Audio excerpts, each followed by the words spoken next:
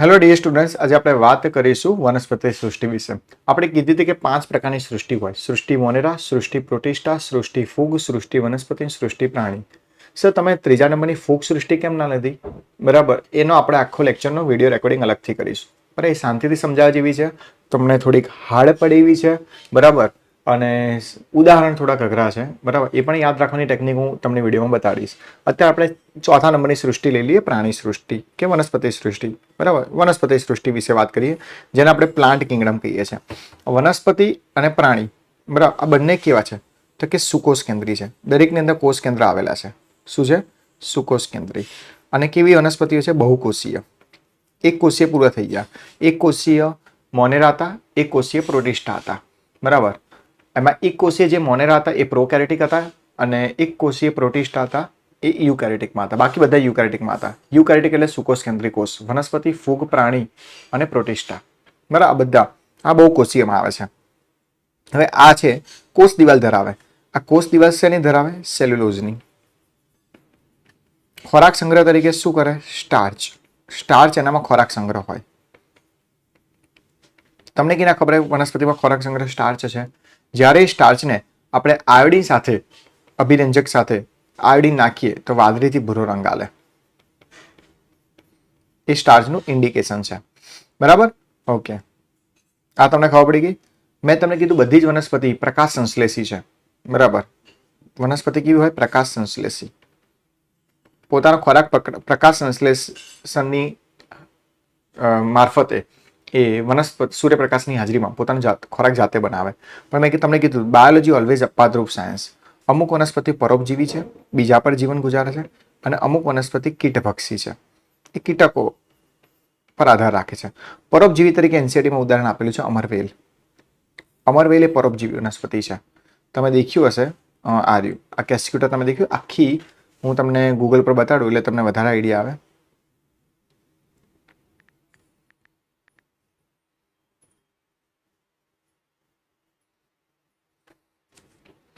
બરાબર, એટલે તમને વધારે આઈડિયા આવી જાય.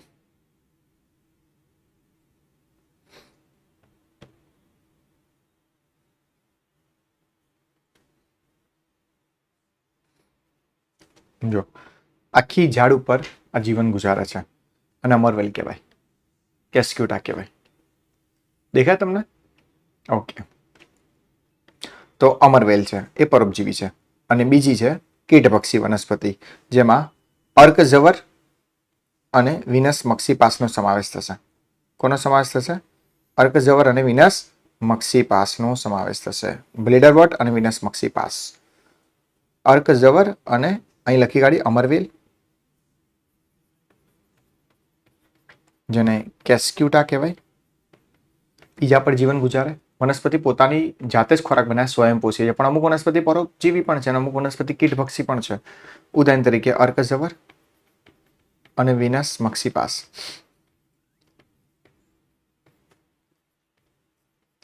બ્લેડરવોટ તમને બતાડું કેવું દેખાય.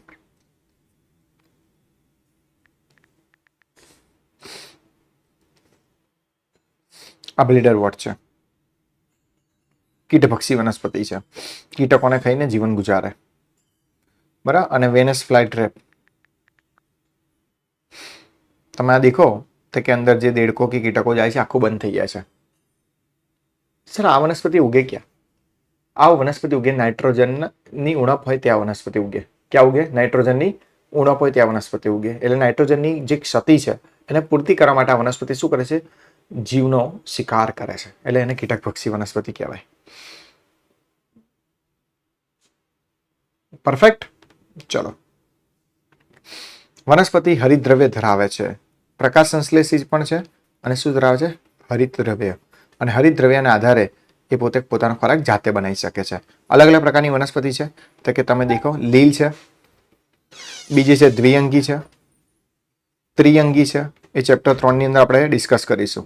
અનાવૃત છે, અનાવૃત બીજધારી, અને ચોથું છે આવૃત બીજધારી.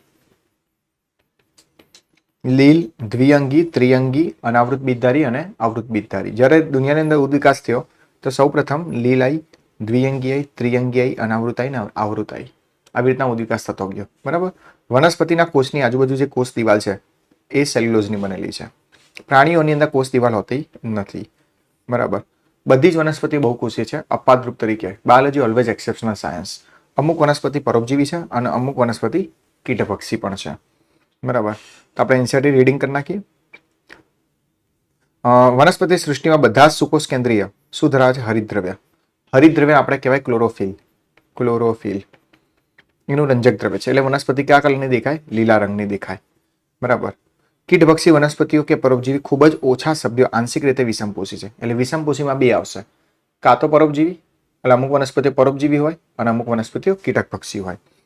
ઉદાહરણ તરીકે આપણે વાત કરીએ અર્કઝવર એટલે બ્લેડરવોટ અને વિનસ મક્સીપાસ આ કીટકભક્ષી વનસ્પતિ છે. જ્યારે અમરવેલ એ પરોપજીવી છે. વનસ્પતિ મુખ્યત્વે શું ધરાવે છે? હરિતકણો ક્લોરોપ્લાસ્ટ ધરાવે છે અને સાથે કોષ દિવાલ ધરાવે છે. સુકોષ કેન્દ્રિક કોષની રચના છે અને કોષ દિવાલ શેની બનેલી છે? સેલ્યુલોઝની બનેલી છે. બરાબર. જેની અંદર આપણે ચેપ્ટર 3માં અહીંયા લખ્યું છે કે ડિસ્કસ કરીશું. બરાબર. આવશે ત્યારે લીલ, દ્વિઅંગી, ત્રિઅંગી, અનાવૃત અને આવૃત.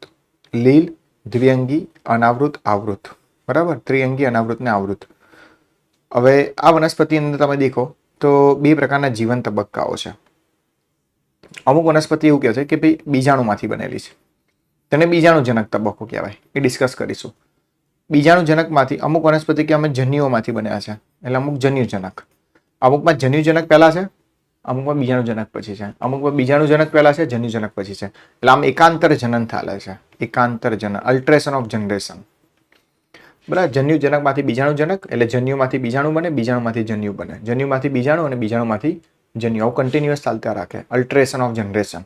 બરાબર. જે પહેલાની જે વનસ્પતિ હતી લીલ દ્વિઅંગી, બરાબર, એની અંદર જન્યુજનક તબક્કો પ્રભાવી હતો. મુખ્ય એટલે એમાં એ જે વનસ્પતિનું નિર્માણ છે જન્યુમાંથી બનેલું હતું અને જેમ જેમ ઉદવિકાસ થતો ગયો એમ બધી જ વનસ્પતિનું નિર્માણ તે બીજાણુમાંથી બનતું ગયું. એટલે એવું નથી કે જન્યુજનક ગાયબ થઈ ગયો. બરાબર. બીજાણુજનક સૌથી લાંબો સમય ચાલે છે અને જન્યુજનક થોડા સમય સુધી ચાલે છે. અને જ્યારે લીલ અને દ્વિઅંગી વનસ્પતિ છે એની અંદર જન્યુજનક લાંબા સમય સુધી ચાલે છે, જ્યારે બીજાણુ થોડાક સમય સુધી ચાલે છે. એટલે આમ અલ્ટરેશન ઓફ જનરેશન કહેવાય, એકાંતર જનન કહેવાય. એ વનસ્પતિની લાક્ષણિકતા છે.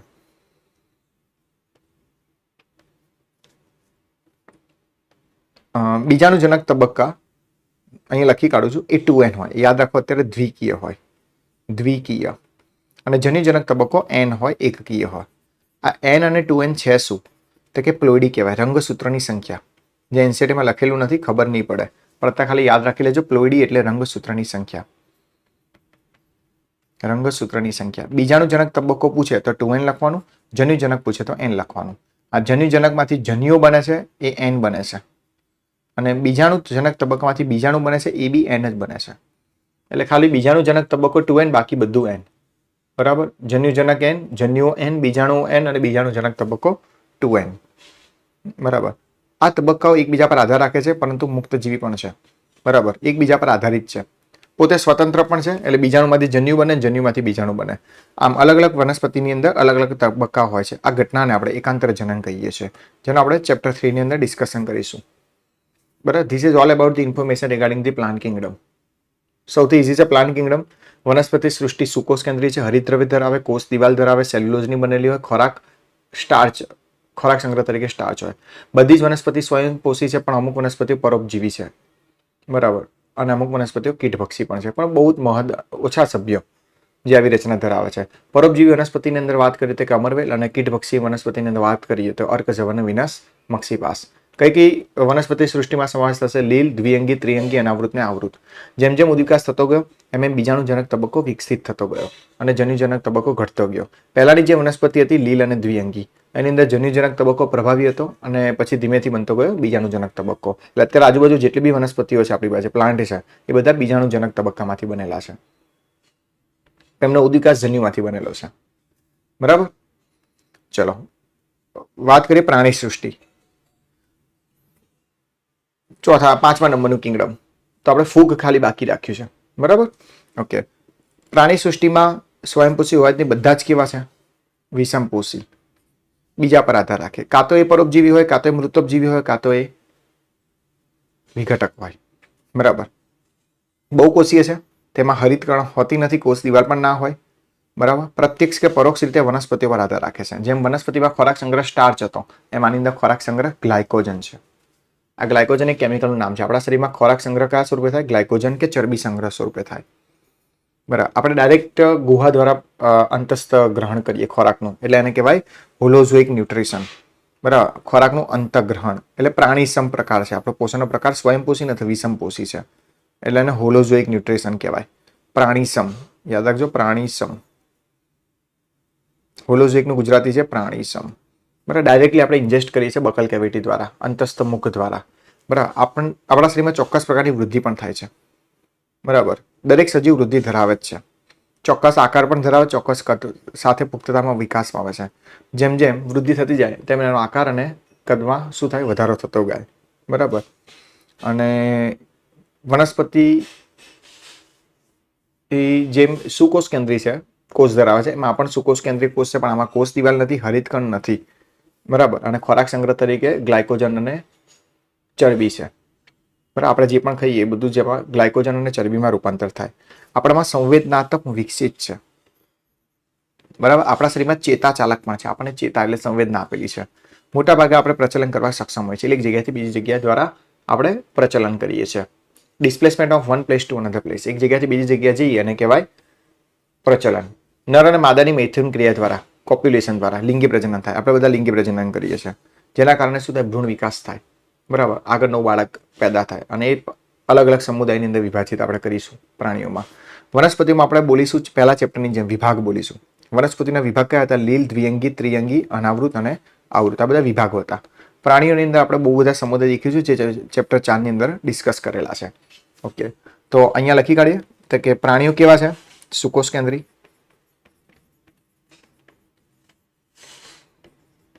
પ્રાણીઓ કેવા છે? બહુકોષીય. પ્રાણીનું પાચન કોના દ્વારા થાય? અંતસ્થ ગુહા દ્વારા. ડાયરેક્ટલી અંતસ્થ ગુહા દ્વારા ગ્રહણ કરે, અને પાચન પ્રાણી સમજે, હોલોઝોઇક.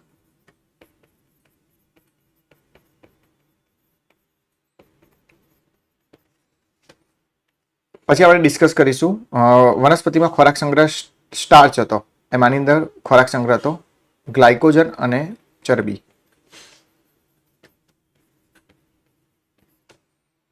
આપણામાં કોષ દિવાલ ના હોય, આપણા શરીરના દરેક કોષની અંદર કોષ દિવાલ ગેરહાજર હોય. આપણે બધા પ્રચલન કરીએ, વૃદ્ધિ કરીએ, પ્રજનન કરીએ.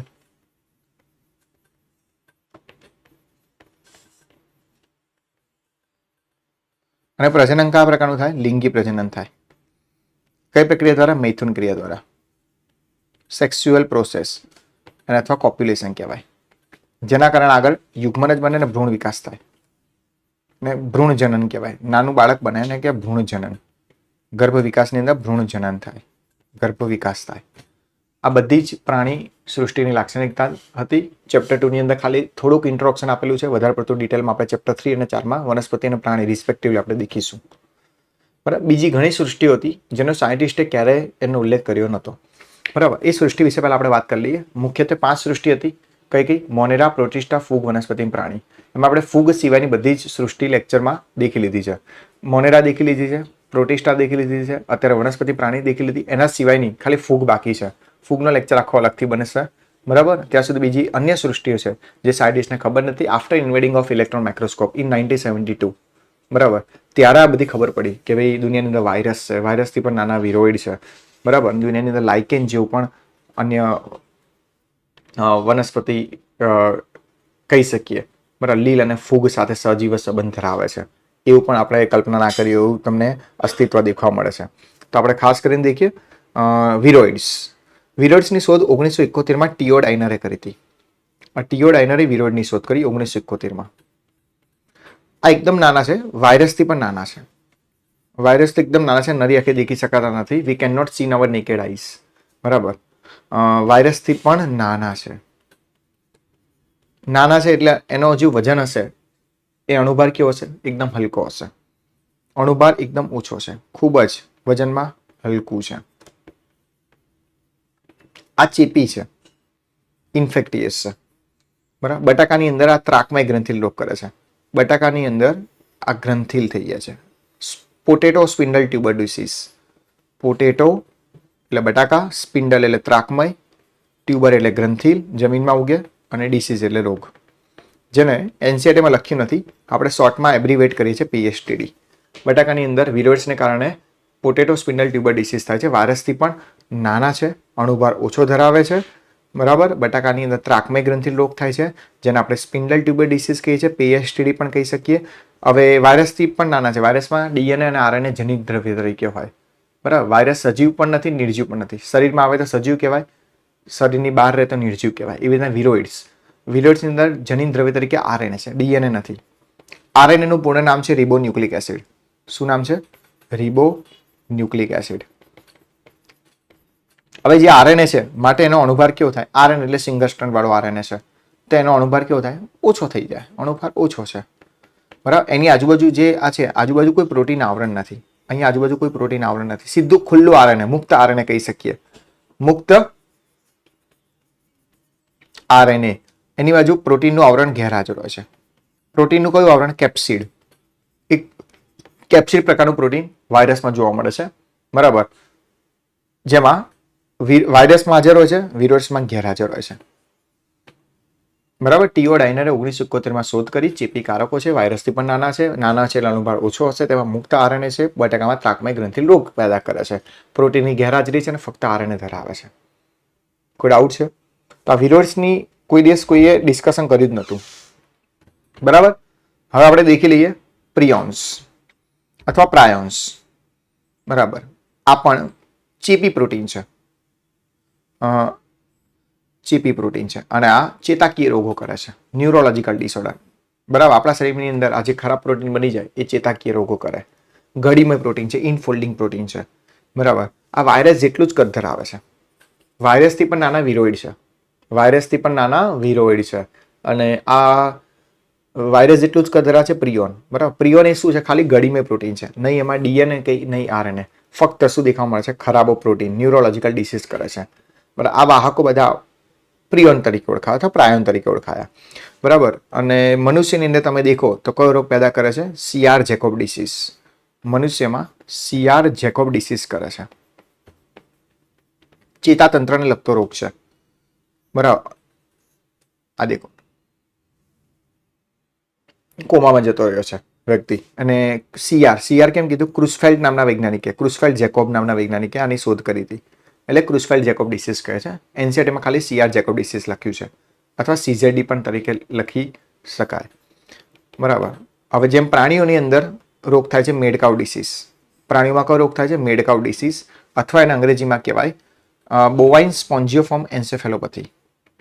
બોવાઇન સ્પોન્જિયોફોર્મ એન્સેફેલોપેથી. આ બધા એન્સેફેલોન આવેલા આંતરમસ્તિષ્ક, આ બધા જ મગજ અને ચેતાતંત્રને લગતા રોગ છે. એક ગળીમય પ્રોટીન છે, ગળીમય પ્રોટીન છે, બરાબર. નહીં DNA નહીં RNA, ખાલી ફક્ત પ્રોટીન છે. ચેતાકીય રોગો કરે છે. પ્રાણીઓની અંદર મેડકાઉ ડિસીઝ અથવા BSE કહી શકો. એને અનુરૂપ મનુષ્યની અંદર, ધ્યાન રાખજો, એને અનુરૂપ, બરાબર, મનુષ્યની અંદર CR જેકોબ ડિસીઝ થાય છે, બરાબર. This is all about the information regarding prions, જેની વાત આજ સુધી સાયન્ટિસ્ટે કરી નથી. આની પણ એક પોતાની દુનિયા છે, વાયરસની પણ એક દુનિયા છે, વિરોઇડ્સની પણ એક દુનિયા છે, બરાબર. હવે આપણે વાત કરીશું લાઇકેન વિશે. બહુ ધ્યાનથી સમજવાનું છે. લાઇકેનની શોધ કરી હતી પ્રોફેસર તલસાણેએ. કોણે કરી હતી? પ્રોફેસર તલસાણેએ, બરાબર. લાઇકેનની અંદર બે સહજીવી સંબંધ ધરાવે, બરાબર. એક ધરાવે લીલ અને ફૂગ, બંને વિરુદ્ધ નેચર ધરાવે છે, છતાં પણ સાથે રહે છે. લીલ પોતે પ્રકાશ સંશ્લેષી છે, એટલે કે સ્વયંપોષી છે, જ્યારે ફૂગ છે એ વિષમપોષી છે, તો પણ સાથે રહે છે. કેમ સાથે રહેતા હશે? સહજીવી સંબંધ ધરાવે છે, બંનેની મ્યુચ્યુઅલી અન્ડરસ્ટેન્ડિંગ છે. ફૂગ શું કરે છે? પાણી અને ખનિજ દ્રવ્યનું શોષણ કરી લીલને આલે છે, અને લીલ શું કરે છે? ખોરાક તૈયાર કરીને ફૂગને આલે છે. લીલ ફૂગને એવું કહે છે કે I prepare the food for you, અને ફૂગ કહે છે કે I provide the shelter and minerals for you, બરાબર. આ બંને વગર સાયકલ કમ્પ્લીટ થતી નથી. લીલ અને ફૂગ એકબીજા સાથે આધાર રાખે છે, આંતર સંબંધ ધરાવે છે, સહજીવી સંબંધ ધરાવે છે, મ્યુચ્યુઅલી અન્ડરસ્ટેન્ડિંગ છે. બરાબર. આ દુનિયાની અંદર એક એક્સક્લુઝિવ ઇવેન્ટ કહેવાય, જે લાઇકેન કહેવાય. તમે નામ સાંભળ્યું તો લિટમસ પેપર. આ લિટમસ પેપર લાઇકેનમાંથી બનાવવામાં આવેલું હતું. બરાબર. લાઇકેન ના અભ્યાસને આપણે લાઇકેનોલોજી કહીએ છીએ. ઇટ ઇઝ નોટ એ લીચેન, લાઇકેનોલોજી. બરાબર. લાઇકેન એ કોનું સહજીવી સંબંધ છે? લીલ અને ફૂગનું. લીલ અને ફૂગનું. લીલના ઘટકોને આપણે ફાઇકોબાયોન્ટ કહેવાય. ફાઇકોબાયોન્ટ, બાયોન્ટ એટલે સજીવ. ફૂગના ઘટકોને આપણે માઇકોબાયોન્ટ કહેવાય. તો આ બંને ભેગા થઈ ગયા, લીલ અને ફૂગ ભેગા થઈ ગયા એટલે નામ આપી દીધું ફાઇકો-માઇકોબાયોન્ટ. લીલ, ફાઇકો, ફૂગ, માઇકો અને બાયોન્ટ. લીલના અભ્યાસને આપણે આલ્ગોલોજી અથવા ફાઇકોલોજી કહેવાય. લીલના અભ્યાસને શું કહેવાય? આલ્ગોલોજી અથવા ફાઇકોલોજી. ફૂગના અભ્યાસને આપણે માઇકોલોજી કહેવાય. તો લાઇકેનના અભ્યાસને લાઇકેનોલોજી કહેવાય અથવા તો કહેવાય ફાઇકોમાઇકોલોજી. ફાઇકોમાઇકોલોજી. લાઇકેનની શોધ કોણે કરી હતી? પ્રોફેસર તલસાણે. લિટમસ પેપર લાઇકેનમાંથી બનાવવામાં આવેલું હતું. લીલ અને ફૂગ એકબીજા સાથે શું સંબંધ ધરાવે છે? સહજીવી સંબંધ ધરાવે છે. લીલ એ ખોરાક તૈયાર કરી ફૂગને આલે છે અને ફૂગ એ પાણી અને ખનિજ દ્રવ્યનું શોષણ કરીને લીલને આલે છે. કારણ કે પાણી અને ખનિજ દ્રવ્ય સિવાય વનસ્પતિ એટલે કે લીલ એ ખોરાક તૈયાર કરી શકવાની નથી. બરાબર. આ લીલ અને ફૂગનું કોમ્બિનેશન છે. બરાબર. You would not never imagine imagine કે ભાઈ દુનિયાની અંદર કે આવું પણ એક શું કહેવાય અસ્તિત્વ હોઈ શકે જેમાં લીલ અને ફૂગ બંને વિરુદ્ધ નેચર ધરાવે છે. સ્વયંપોષી અને વિષમપોષી બંને સાથે રહે છે. ઉદાહરણ તરીકે શાકાહારી, માંસાહારી બંને સાથે રહે એવી રીતના સ્વયંપોષી ને વિષમપોષી. લીલ છે ને સંવેદનશીલ છે. જો સલ્ફર ડાયોક્સાઇડ વાયુ જો વાતાવરણમાં દેખાવ ને તો લીલ મૃત્યુ પામે. SO2 પ્રત્યે સંવેદનશીલ છે એટલે મૃત્યુ પામે છે. આ સજીવ છે. બરાબર. અને બીજું આ લાઇકેન છે ને SO2 પ્રત્યે સંવેદનશીલ છે એટલે મૃત્યુ પામે છે. અને બીજું લાઇકેન ક્યારે? It does not grow in polluted area. એ પ્રદૂષણ વાળા વિસ્તાર મુકતી નથી. પ્રદૂષણ વિસ્તારમાં ઉગતી નથી. That's why it is called as good polluted indicator. Good polluted indicator એટલે કે તે સારા પ્રદૂષણ સૂચકો છે. એનો મતલબ શું થાય? કે જ્યાં પ્રદૂષણ નહીં હોય ત્યાં લાઇકેન ઉગશે. બરાબર. That's why it is cold IAP, index of atmospheric purity. Index of atmospheric purity. જ્યાં વાતાવરણ શુદ્ધ હશે ત્યાં તમને લાઇકેન દેખવા મળશે. અલગ અલગ પ્રકારની લાઇકેન તમને દેખવા મળે. પથ્થર ઉપર, ઝાડ ઉપર, બરાબર, લાકડાના ગોળવા ઉપર બધે દેખવા મળતી હોય લાઇકેન. બરાબર. તો દેખો તો કે લાઇકેન પરપટાભ હોય, બરાબર, ક્રસ્ટોઝ હોય, ફ્રુટિકોઝ હોય, જાત જાતની લાઇકેન તમને દેખવા મળે. આ લાઇકેન છે. લીલ અને ફૂગનું કોમ્બિનેશન છે. બરાબર. એનસીઆરટી વાંચી લઈએ ફટાફટ. લાઇકેન એ સહજીવી સહવાસ ધરાવે છે જેમાં લીલ અને ફૂગ વચ્ચેનો આંતર સંબંધ છે, સહવાસ છે. લીલના ઘટકોને ફાઇકોબાયોન્ટ, ફૂગના ઘટકોને માઇકોબાયોન્ટ. તો લાઇકેનના ઘટકોને ફાઇકોમાઇકોબાયોન્ટ કહેવાય. શું કહેવામાં આવે? ફાઇકોમાઇકોબાયોન્ટ કહેવાય. જે અનુક્રમે લીલ પોતે સ્વયંપોષી છે, ફૂગ અનુક્રમે વિષમપોષી છે. લીલ એ ફૂગ માટે ખોરાક તૈયાર કરે છે અને ફૂગ એ લીલ માટે આશ્રય, શોષિત દ્રવ્ય અને પાણી પૂરું પાડે છે. આ એવું ગાંઠ સંયોજન છે જો કુદરતમાં લાઇકેનને તમે એકલાને જુઓ તો તમે ક્યારે કલ્પના કરી શકતા નથી કે તે ભિન્ન પ્રકારના સજીવો સંકળાયેલા છે. લાઇકેન એ ખૂબ જ સારા પ્રદૂષણ સૂચકો છે. પ્રદૂષિત વિસ્તારની અંદર એ વિકાસ પામતા નથી અને એડ કરી નાખવાનું SO2 પ્રત્યે સંવેદનશીલ છે. લાઇકેનના સ્વરૂપો ખાલી લખી કાઢું છું. બરાબર. કામના નથી, એનસીઆરટીમાં આપેલા નથી. પરપટાભ, બરાબર, ક્રસ્ટોસ, ફોલિયોઝ. પરપટાભને આપણે કહીએ ફોલિયોઝ, ક્રસ્ટોસ અને ફ્રુટિકોઝ. તમે ગૂગલ પર સર્ચ મારશો તો કે લાઇકેનના ટાઈપ્સ,